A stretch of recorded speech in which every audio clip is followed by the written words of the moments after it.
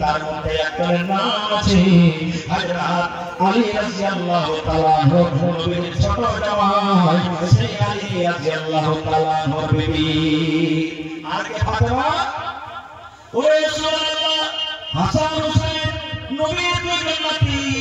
নবী বলেছেন যে আমার নাতি হাসান হোসেনকে মহব্বত করে ভালোবাসে নবী সে আমাকে ভালোবাসলো যে আমার হাসান হোসেনকে ভালোবাসলো না সেই জন্য নবী আমাকে ভালোবাসলো না শুধু তা নয় আল্লাহ বলেছে যত যুবকেরা জান্নাতে যাবে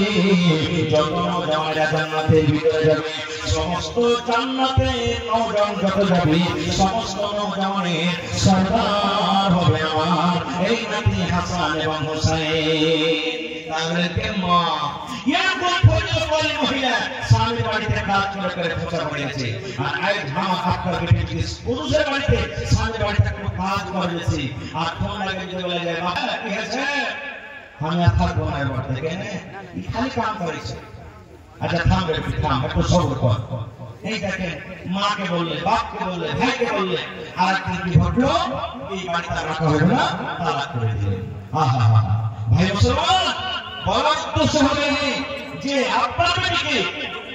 আপনার মেয়েকে এমনভাবে আপনাকে ট্রেনিং দিতে হবে তৈরি করতে হবে যাতে সে বুঝতে পারে আমার স্বামীকে আর আপনার বেটাকে এমনভাবে আপনাকে তৈরি করতে হবে যাতে আপনার বেটা বুঝতে পারে যে আমার স্ত্রী কি হক আমার করে না হলে রাতটা পোকা করছে বড় বড় বড় করে পোকা হয়েছে আর এইটা আপনার পিছনে শুনবে এরকম স্ত্রী নিজের স্বামীর কাছে থাকতে পারবে হয় বিয়াকে মাফ করবেন এখানে যতটি ভাই আছে মেলায় ভাই গুটখা পান বিড়ি খেয়েছে কত ভাইতে এমন আছে খাইনি খায় করে ভাই এই যে কোনটা মানে ইয়াক আঙ্গুলা করে দুলা মতন হয়েছে এই যে ধান খায় গোলাতে এরকম মতন খাদ্য হয়ে গেছে রাসূল বলেছেন যে তুমি পেট কাঁচা রসুন খায় মসজিদে যাও না এটা যায় ভালো জিনিস সাথে খাও আর আপনি গুটখা বিড়ি জর্দা খায় করে এই যে রাতের বেলাতে শুয়ে থাকছেন তা আপনার স্ত্রী আপনার মুখের কাছে মুখ দিয়ে দিবে হ্যাঁ হ্যাঁ বলেন নিয়ে দিবে কত মা খেলায় এমন আছে এই জর্দা খেতে শুধু জর্দা খেতে শুধু এর কিন্তু ওয়াজ সঙ্গে যদি কিচ্ছু না খায় এরকম মায়ের কাছে কোনো সাথে টিকতে পারে হয় টিকতে পারবে না মিসওয়াক গোসল করতেন রাতের বেলাতে শুতেন না মিসওয়াক করতেন আর আমার মা খেলায় যখন রাতে শুতেন তখন পান আর জর্দা মুখে দিয়ে শুতেন হ্যাঁ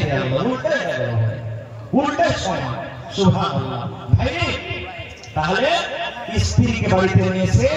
স্ত্রীর হক আদায় করতে হবে হক যদি আদায় না করেন তাহলে অবস্থা কি হবে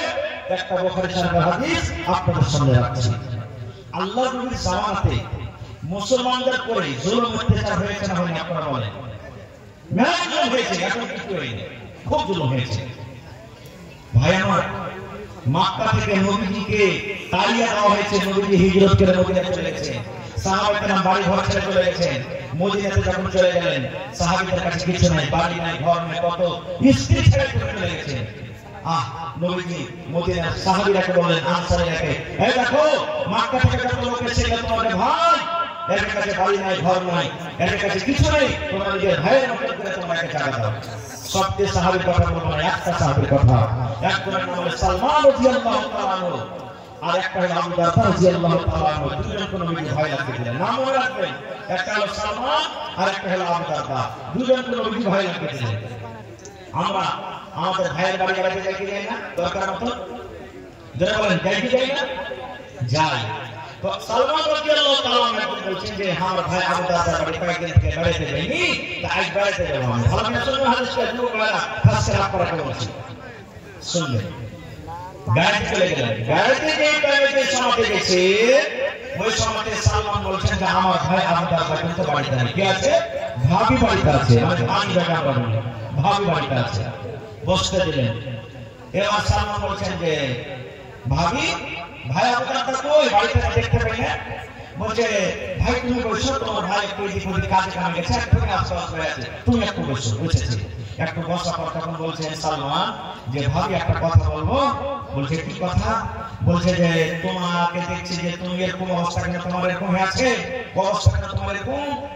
বলছে কি রে ভাই, বলছে দেখছি তোমার মাথার চুলগুলো উস্কো খুস্কো হয়ে আছে, তুমি কতদিন থেকে চিরুনি করনি, তেল দাওনি, তোমার শরীরে দেখো এই কাপড়টা দেখো কত নোংরা হয়েছে, কালো হয়েছে, সেটা পুরাতন কাপড়, নতুন কাপড় তুমি পিঁধে থাকো না, মেকআপ করে নাও, ব্যাপারটা কি কিছু বুঝতে পারি না। যখন কথাটা শুনেছে এবার ভাবে বলছেন, কার জন্য সাজবো রে ভাই, কে আমার সাজন দেখবে, কার জন্য আমি সাজবো। বলে ভাই কার জন্য সাজবো, কে আমার সাজন দেখবে, কে আমার চিরুনি করা দেখবে, কে আমার নতুন কাপড় পিন্ধা দেখবে, কে আমার এই সেন্ট করা তেল দেখবে, কে আমার চোখে সুরমা কাজল দেখবে, কার জন্য করবো। বলছে কার জন্য, আমার ভাইয়ের জন্য, ভাইয়ের জন্য তুমি সাজবে। আহা হা, বিয়াদবে মাফ করবেন, কত মাথা লাগে আইসে আয়, খালি কাপড় দেখাতে এসছে, নালে মাথা লাগে কাপড় দেখাতে এসছে, ভাইয়ের কি হেলে গেছে, ভাতিজার কি হেলে গেছে। হাজি আব্দুল্লাহ বা একটা ভালো কাপড় গেলা দাও না, কি হেলা লাগলো, যেতে হবে। তো বলছে যাইতে হবে, তো কাপড় নেন তো না,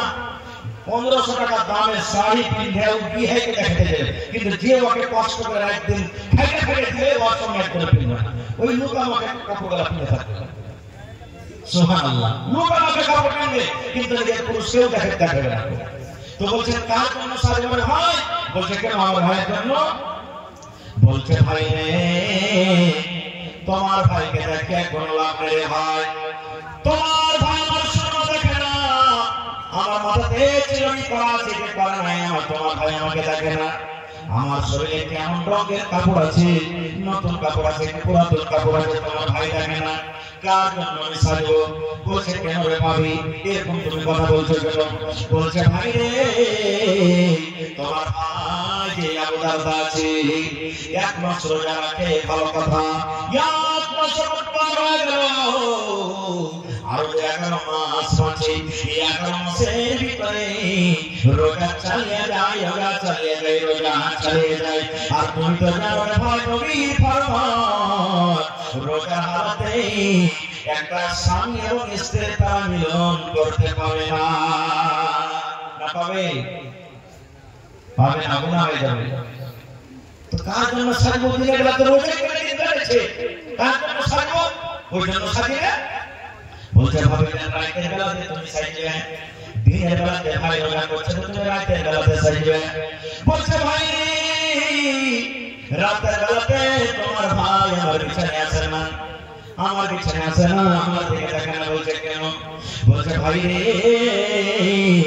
তোমার ভাই এসে নামাজের পর তাহাজ্জুদের নামাজ পড়ে পড়ে, কোরআন তেলাওয়াত করে করে, জিকির আজকার করে করে রাতটাকে সে কাটিয়ে দেয়। রাতের বেলা তো আমার বিছানায় কিন্তু পাওয়া যায় না, রাতের বেলাতে তাহাজ্জুদ করে রাত কাটায়, দিনের বেলা তো রোজা করে, কার জন্য আমি সাজবো। বলছে এই কথা না তো, হ্যাঁ ঠিক আছে। এই কথা করতে করতে আবু দারদা বাড়তে সাহাবী সালাম কালাম হলো, ভাই ভাই বিবিকে বলছে হাজি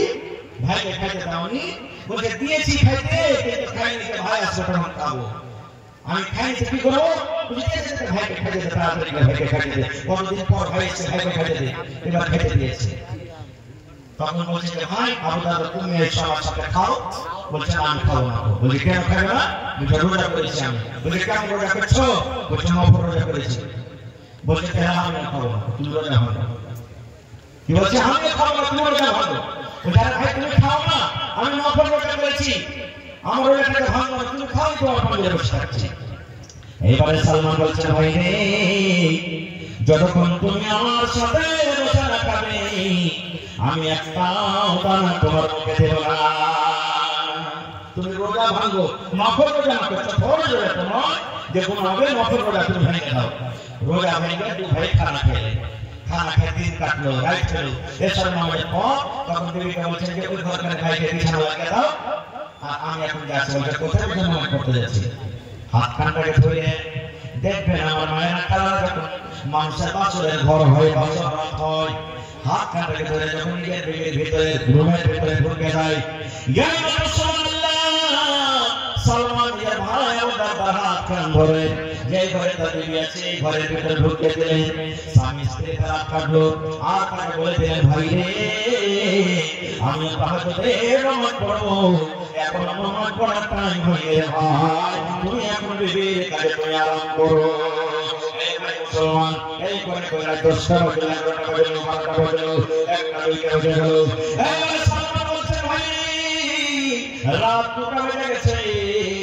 এখন তাহাজ্জুদের নামাজের টাইম হয়েছে ভাই এখন তুমি বিছানা থেকে উঠে যাও এইবার আবু দারদা বলেন আমি বিছানা থেকে উঠলাম আমি বিবির সাথে মিলন করেছি ফরজ গোসল নামাজ পড়ে হয়েছে আমি গোসলটাকে করলাম গোসল করার পর দুই ভাই একসাথে আমরা নামাজ পড়লাম এবার নামাজ পড়ার পর এইবারে কিন্তু আবু দারদা বলছেন আমার ভাই সালমান আমাকে বলছেন এই ভাই আবু দারদা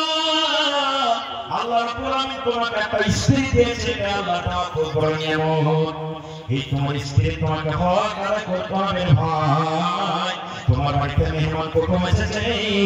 এই মেহমানের তোমাকে হক আদায় করতে হবে আল্লাহ রাব্বুল আলামিন তোমাকে চোখ দিয়েছে চোখের হক আদায় করতে আরাম দিতে হবে এই ভাই মেহমানের হক তুমি আদায় যদি না করো বিয়ের হক তুমি আদায় না করো সমস্ত হক মেরে দিয়ে এক আল্লাহর হক আদায় করো আর এক আল্লাহর ইবাদত বন্দেগি করো এর কোন ইবাদতের দাম কিন্তু আল্লাহ দরবারে নাই এই জন্য যাকে হক দিতে হবে ভাই ওই ভাইরাকে বলবো যারা পেশা করে 2 বছর 3 বছর পর্যন্ত ফিরেছেন দিল্লি পাটনা পাঞ্জাব আর মদিনা নিজের বিবির কাছে কোনো পারমিশন নাই নিজের খবর নাই যদি ভুল করে আপনার স্ত্রী এই পাপে গুনাহ আপনার মাথা থেকে তো সমস্ত চলে যাবে ভাই ভাই মুসলমান এই জন্য যে ভাইয়ের ওখানে আমি আলোচনা করব বিস্তারিতভাবে কিভাবে নিকাহ হয় বহুকে কিভাবে ঘরের ভিতরে নিয়ে যেতে হয় বহুকে প্রথম দিন বাসর ঘরে আপনি যাবেন আপনার স্ত্রীর সাথে আপনাকে প্রথমে কোন দোয়াটা করতে হবে বিবির সাথে মিলবেন কোন দোয়াটা করতে হবে দোয়া না করলে কি গুনাহ হবে এই সমস্ত জিনিসের কথা থাকলো ভাই আল্লাহ হায়াত ইনশাআল্লাহ বলবো তবে